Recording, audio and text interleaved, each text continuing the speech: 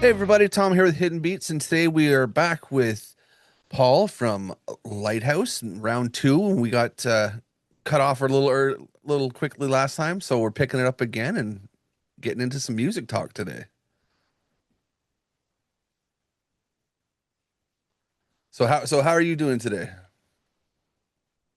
I'm doing great. It's been a very tumultuous and busy few weeks since this One Fine Morning anniversary edition got Hmm. dropped.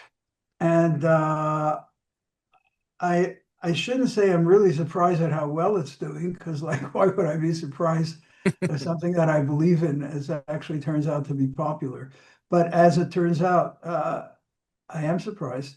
Hmm. It's fantastic. The reviews have been stellar, and it's just wonderful. So a lot of work doing, but fun work talking Hmm. to nice people like you who Yeah, for sure. keeping the So- flame burning.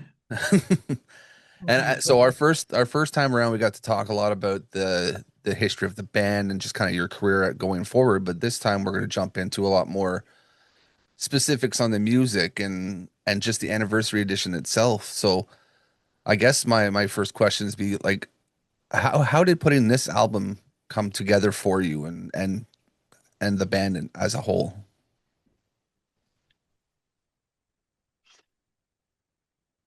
About 10 years ago, um, we made a deal with Olay, which is now called Anthem Records, Anthem Entertainment. And we sold uh, the classic rock and roll catalog of Lighthouse uh, to Anthem Music. Okay. And Anthem, the name Anthem is because Geddy Lee and Rush sold. Their record company was called Anthem, so all of their music was under the Anthem, and they did the sale maybe a year after we did to this Oh, company.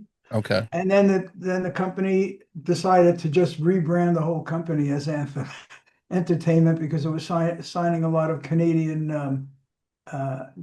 assets, Canadian records, Canadian publishing, and it's so great. So we're all in a family now of Anthem with Rush and Coney Hatch and a whole bunch of Canadian bands under this umbrella.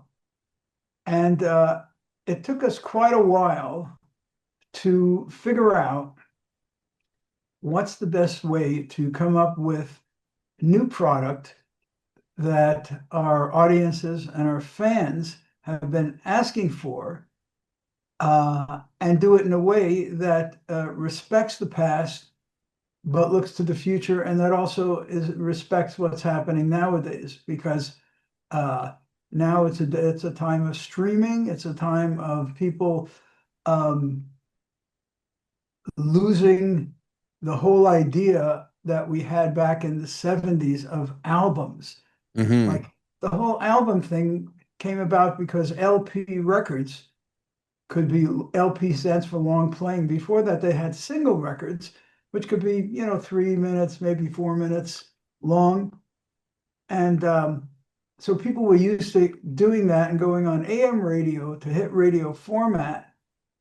And then they would hear the songs that were short, and they didn't have big instrumental solos. They didn't have any of the things that the first three Lighthouse albums had. Hmm. Um, and so we didn't get played on AM radio.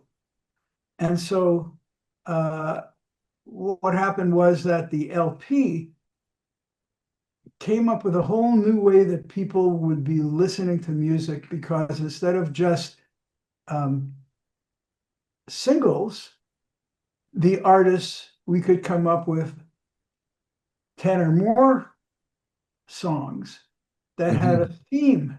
That's what the album was called, like a photograph album. It has, stuff from a certain point in time. And also you could put the songs in a certain order that you would want them to be listened to, fast, slow, different, instrumentals, vocals. And so when we're trying to figure out how best to address what's going on now, because Lighthouse performs a lot. We still do all kinds of rock and roll shows, Hmm. and we have our audiences that want to buy the old music that had a lot of the hits that they hear on streaming, on Spotify and streaming radio, and uh, and the question was, how could we really put that together? And after spending a lot of time discussing it, we came up with a way that the record company loved and the band and I loved um, as well. We decided that what we would do is we would come up with an anniversary edition of the One Fine Morning album, because the One Fine Morning album, it was the fourth of the Lighthouse albums of the 17 that have been released. And that fourth album had a whole bunch of hit records on it and changed the whole direction of Lighthouse, because we got a new lead singer, Bob McBride, who was fantastic. Hmm. And it helped shoot the band to another level of popularity that it hadn't had before. And so we felt that record would be a good one to reissue, but the sound on that record was state of the art for 1970 when it was recorded. But compared to the state of the art of sound today, it was nowhere near what that could be. Hmm. So looking at the state of the art that they have for tech now, the record label Anthem asked me, because I into all of this artificial intelligence and stuff, to see if I could, and I was able to unmix Okay. the original mixes on the 50-year-old now original album, so that instead of having just a stereo mix, you had separate drums, separate bass, separate Hmm. vocals, that kind of thing. And once we got those basic separate tracks that had been lost at the time, we couldn't find the original tracks anymore. That they don't exist. Hmm. So once we had the separate tracks, we were able to up-res them to a higher resolution, more, more low bass, more high highs, more instead of a 16-bit resolution that you have on CDs, we res it up to 32-bit, Okay. twice the resolution. So we came up with these tracks that were super fidelity, but that were the original performances. So that was the start of it, and that's what we thought would be one of two albums in the set. So the first album in the set is the One Fine Morning album, the same songs in the same order, remixed to match the creative thrust that we mixed them for 50 years ago. Hmm. But the best of today's sound with the best of yesterday's performance is one way that you can look at it. So, okay, that was the one album, and that's part of the anniversary edition. But our audiences and our fans have been asking us constantly about not just what did you record, not just when did you record, but why did you do this? Why, they want all these things nowadays. And what happened was, when LPs were very popular, they made it where they came in these, cardboard Hmm.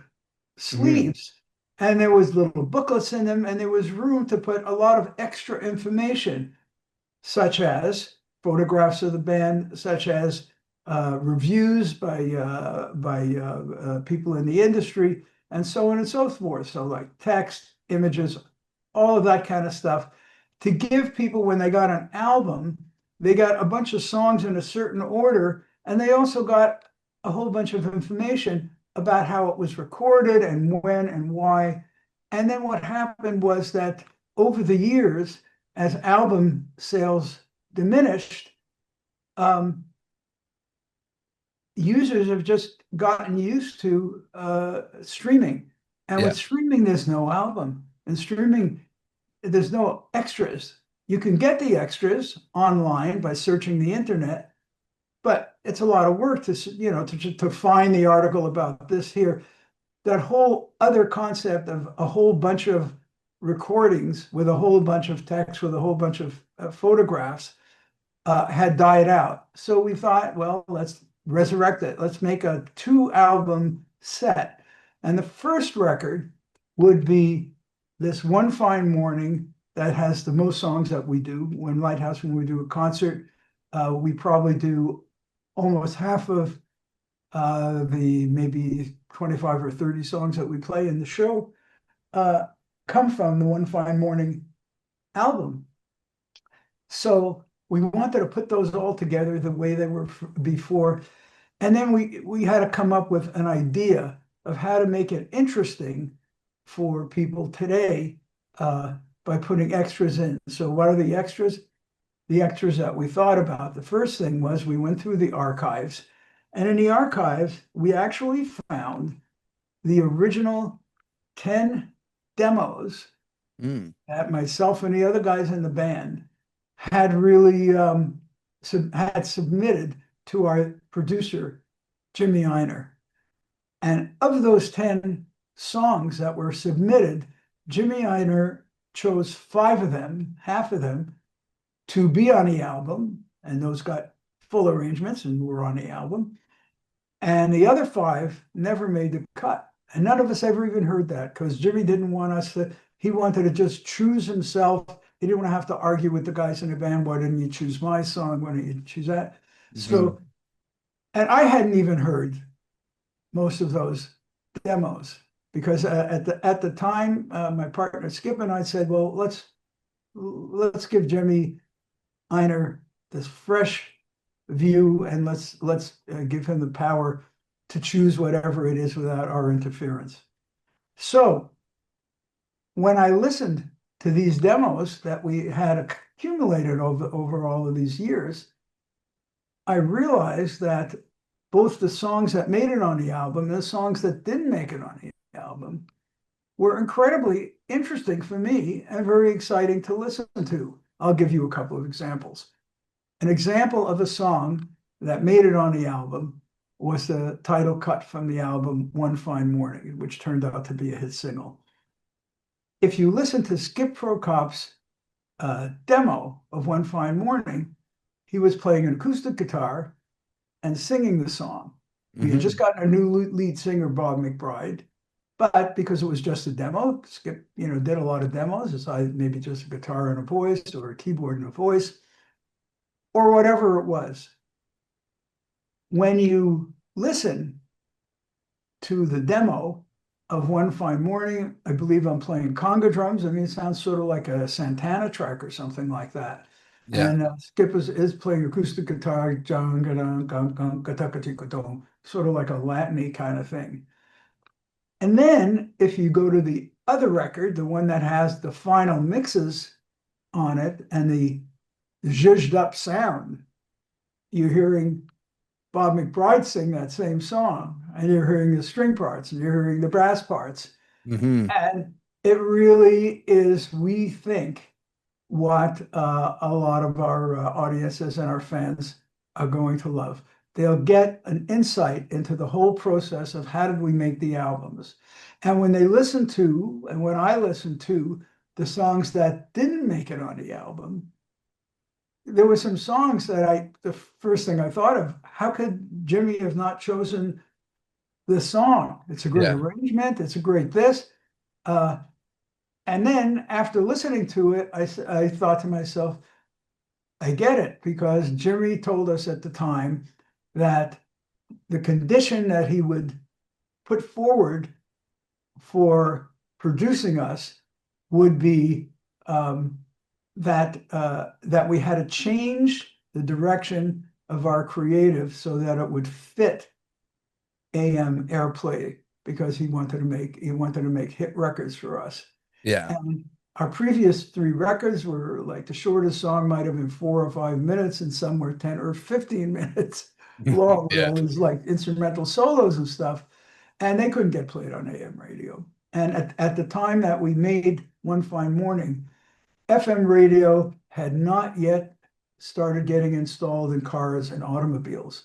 So if you were driving around in a car and you were turning on the radio, you were just getting short single versions because the radio stations, maybe some of your listeners don't realize that they're not in the business of playing good music. They're in the business of selling airtime to Hmm. sponsors. So if you have long songs, you're cutting out their revenue stream. You know, if you have a song that's 6 minutes instead of 3 minutes, then they've lost 3 minutes of revenue from airtime. Yeah. So that's what was going on at the time, and it was really interesting. And we decided that we would not change any of the demos by improving them in any kind of way or demixing them or that kind of stuff. Okay. So what you're hearing on the demos is exactly what our producer heard way back then, and he made his decisions. And we think it makes a compelling package when it's put together with the fact that LPs, as I said before, originally were, had a lot of extra text, write-ups, uh, opinions of people who played on the album, photographs. We put a whole booklet into the CDs and a whole booklet into the LPs that had all these extras. In addition to just having the extra sounds, there's a whole bunch of posters. There's a poster that I get a kick out of when Elton John first came to the United States on his first tour, and nobody knew who Elton John was. He ended up being the opening act for Lighthouse in Mm. Philadelphia. And so there's a nice poster that says Lighthouse opening act in small letters, Elton John. And we get a kick out of that. Yeah. So that kind of stuff, we found a letter. Lighthouse played with the Toronto Symphony, was the first symphony orchestra we ever collaborated with. And the general manager of the Toronto Symphony, Walter Homburger, I never knew that he did this, wrote a really nice letter to the managers of a whole bunch of other symphony orchestras, just saying we're a nice bunch of guys that are good musicians. They had a really good experience working with us. The orchestra made a lot of money on the concerts, and basically a letter recommending other symphonies, many of which did end up working with Lighthouse, but I never saw his letter. So there's a lot of contextual stuff around what we did. And I must say that the last couple of weeks since we started getting reviews and doing interviews with yourself and others, that the reception has been fantastic. Hmm. I shouldn't be saying this. Like, why am I surprised that people are really happy to hear this? That we get 4.5 out of 5 on like most reviews, or 5 out of 5, and the thing is, it's very validating. It's really really nice, and who knows? Maybe there'll be more Lighthouse product as a result of this. But it's great that people like yourself have been keeping the flame burning for classic rock Hmm. all these years. In my opinion, it's just my opinion, that I don't think it would have happened without the advent of disco and EDM and rap and all those other wonderful musical formats, none of which have a melody that you can hum Yeah. and a lyric that's easy to understand what's going on there. So I think country music and classic rock have been able to bridge what normally is the moving on of musical styles, so that so that its popularity went down for a long time, and then it started building up, and now LPs are coming back, but they're not the LPs of your grandmother. No. The LPs that we used to have in the 70s, One Fine Morning when it was released, sounded pretty bad. That was a time, I mean, people don't realize this. At that time, there was the Gulf War, and the price of oil zoomed up. And Yeah. again, who would think, what do you make LPs out of? Well, it's a petroleum product, the vinyl. And so what happened is the cost of the biscuit of vinyl that they press into an LP Hmm. went up. And so what did the record companies do? They started making them lighter. They just put less in. Like when they invented LPs, they were about 200 grams each. And then around that time, around the 70s, they started being, instead of 200 grams, they started being 100 grams, started being 120 grams. So the records were thinner, and we used to call it the Rice Krispie sound, Yeah. snap, crackle, and pop, you know? Uh, and so, and then LPs became less popular. And now, with the reemergence of LPs, the pressing plants have something that they call premium audiophile Okay. quality, and they're back up for. We're not the only band that's doing this. The record companies that really want to get an LP but with a much better sound are back to using, instead of 120 grams, they're using 180 to Okay. 200. And what does that do? If you have a thicker record, then when they stamp the grooves on the record, they can be deeper, so that the less cracking and less popping. Hmm. It just is a better sound. So we're glad to do that, and a lot of people have been asking me, do I recommend that they get the CDs or the LPs? And it's a matter of taste. I'm Yeah. a professional. I know when you get the One Fine Morning Anniversary Edition, um, do the CDs sound the same as the LPs? No, they don't. It's two totally different technologies. One is analog, one is digital. The analog ones, to some people's ears, are crisper and are more precise. And to a lot of other fans, they really prefer the sound of LPs because the LPs can't have as much high frequencies, so it's a little warmer, if you want to think of it Yeah. that way. And it's a matter of people's preference, you know. I've met over the last 2 weeks since I've been doing this, I've met so many new collectors who tell me they get the CD or the stream, and then they get an LP and they don't open the wrapper. They Yeah. collect the LPs. So everything is changing, but I think for the better. It's a wonderful time for music, I think, because there's a lot of respect for the quality of the music, and for the packaging of music into an album that the artist would prefer that you listen to in a certain order, and Hmm. certain other material. Yeah, I think a lot of fans too will really enjoy going back into, like you said, the archives and seeing all these tidbits that might have never surfaced until you guys went through and did this process. Because myself, I love that stuff. I know I mentioned that before.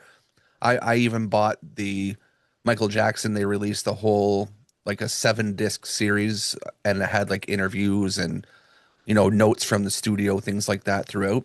That's what interests me the most. So getting to, I even, one of my notes was that the title track sounded differently in an early release, and I was going to talk to you about that, but you had already brought it up.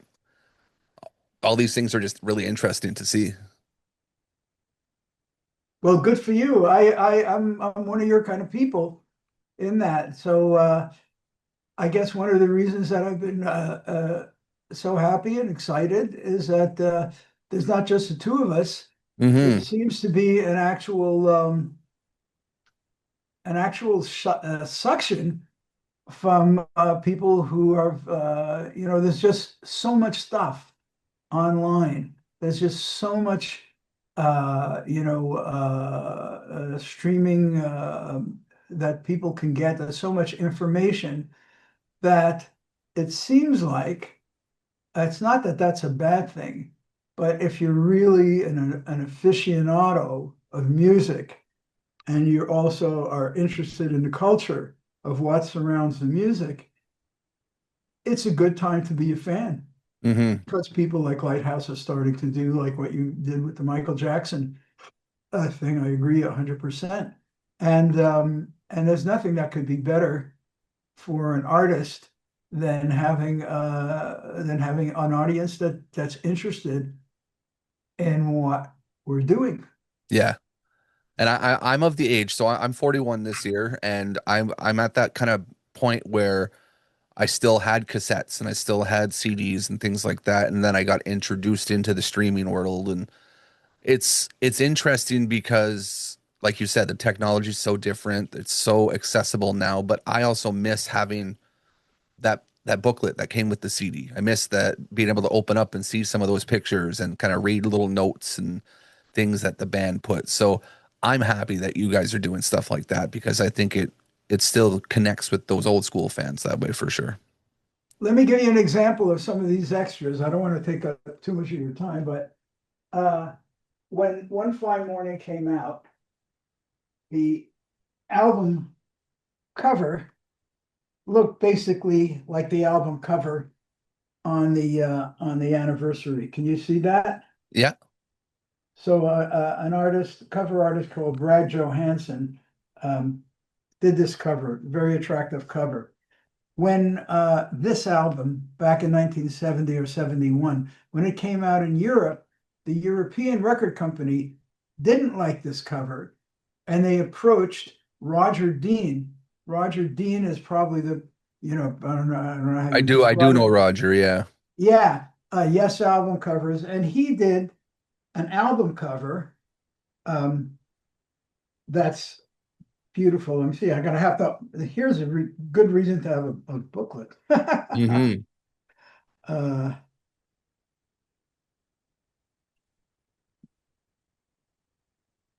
so Roger Dean came up with a cover for the European version that has become an icon. And you have two records. You have to figure out which side the booklet is it. Hmm. Sorry,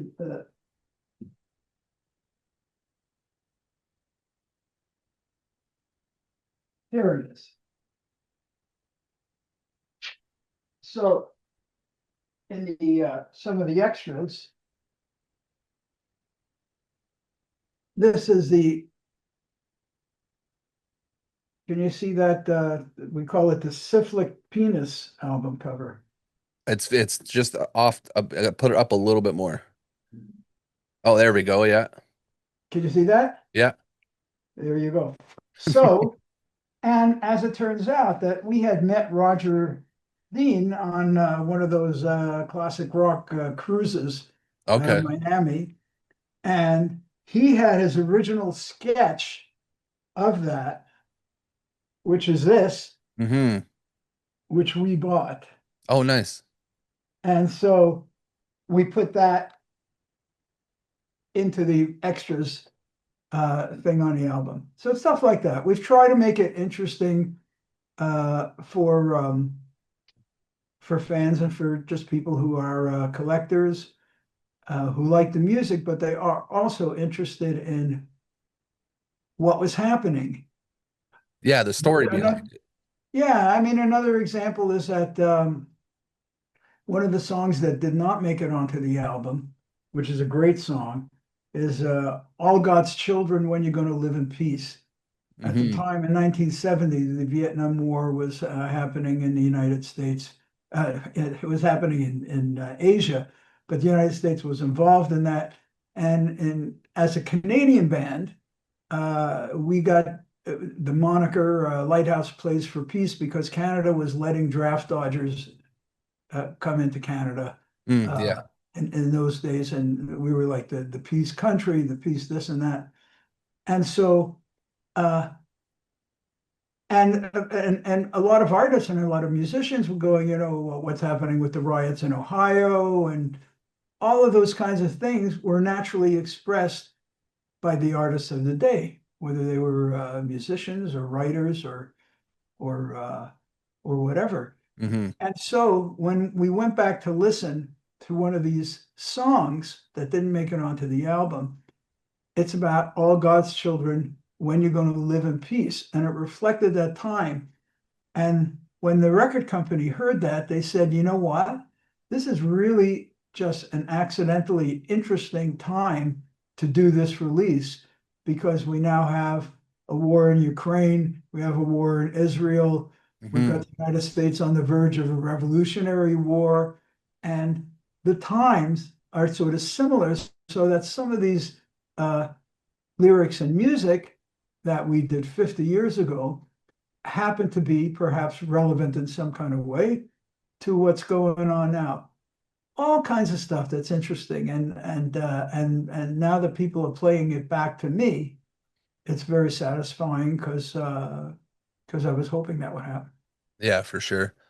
Now, before we get kicked off again for Zoom here, because they like to limit our time, couple quick last questions, and I think they're important ones. And first one is, what do you hope fans take away from your music, from the band, from the anniversary edition? Easy. Um, every artist has some objectives, and we don't always want to share them because basically the eyes and the ears of of our audiences are the definitive thing of what the music is for them. So it Hmm. doesn't matter what I think. However, if you look at Lighthouse and what is the common thread over all of these years that has made us popular with audiences, and when we ask our audiences, what is it about Lighthouse that makes us different in some kind of way, other than just the music? They all say the same thing. One fine morning, sunny days, good day. We basically are not a band that writes songs about death, megadeath, destruction. Hmm. Nothing wrong with that. I mean, every artist has to take whatever it is, but Lighthouse is basically when we hit the stage, we want to lift up people's spirits, and they get it, Yeah. and our recordings do that. And as I said, I was just giving you a couple of titles at random, but there is this constant thing. So what is it that I want people to think? Um, it would be nice if after listening to a body of Lighthouse songs, people can start feeling good. Yeah. I think that's a pretty good thing to take away from it too, for sure. Okay, two more quick ones here. If Yeah. you had to give a piece of advice to an up and coming artist about just longevity in the industry, what would it be? Uh, I've been a music professor for many decades, and I've Hmm. had a lot of talked to a lot of uh, music students and a lot of their parents who come up and say, my son, my daughter, my nephew, my niece everybody says the music is good. Can they make a living? As a musician, the definitive way that you can tell if music is going to be the right path for you as a career, and when I say career, I mean that you'll be able to make a moderate amount of money. Forget Hmm. about it having a huge hit. Nobody knows that. Is um, is that you have no choice. Everybody that I know that ended up being an artist of some kind did it not because they figured out what do they have to do to be successful. We Hmm. all do it because we can't not do it.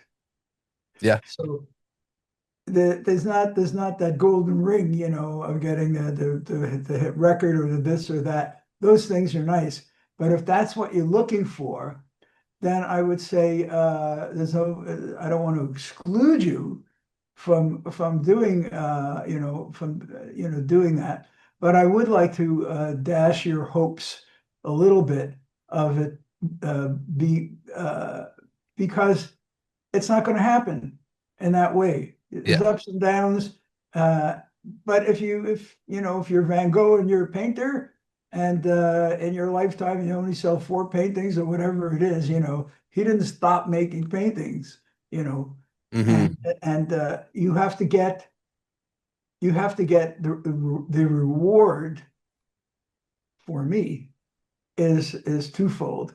Number one is that your peers, people whom you respect, uh, think that you're communicating a nice something that they like, and that audiences also get it, and they Hmm. get basically some good stuff, and at the end of every show, performing live is really different than recording. It's fantastic. Every show, I feel like I get on stage and I jump off a big cliff. I look down and there's all of these bushes and stuff, and I just hope that I have a safe landing somewhere. Yeah. But you don't always, but you know it. You know it. You either get a standing ovation or else people politely say, I got to get to the bathroom. Hmm. So, Yeah. it's very real. It's very real in that way. And, um, and it's very great. And the payback that professionals get is that we're able to communicate with other human beings, uh, and we can communicate using a language of music that is universal. Hmm. But even though it's universal, it's impossible to convey in any language without music. For sure. That's pretty good, Paul. And we're about to get kicked off, so we're gonna sign off, and we can probably do a third one of these, I'm sure. Whatever you want. We'll stay in touch. Anyway, have a good day, and it's lovely to meet you. Yeah, you too, Paul. Thanks a lot.